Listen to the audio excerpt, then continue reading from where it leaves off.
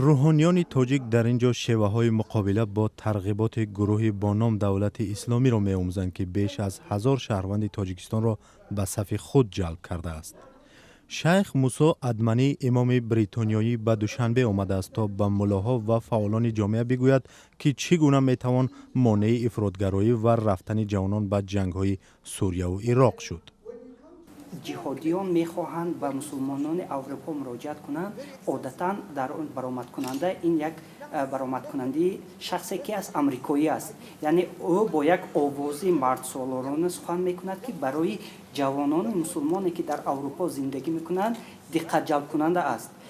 روحانی بریتانیایی میگوید ملاهای آسیای مرکزی به جای آنکه غلط بودن عقیده های دولت اسلامی را فهمانند، برعکس به جوانان در افتاده آنها را از خود دور میکنند. مقامات هم اعتراف میکنند که از راه‌های خوب تشویقات برای جلوگیری از افراطگرایی و گرایش به صف گروه تندروی دولت اسلامی درست استفاده نمیبرند. واسطه اخبار استفاده بردن نکن. تئاتر، کینو استفاده بردن نکن. یکم استفاده بری در تاجیکستان نسبتا حاضر زمین مثلا سست‌تر است. ما بیشتر باید بدی همین مثلا دیشه نشون دهیم.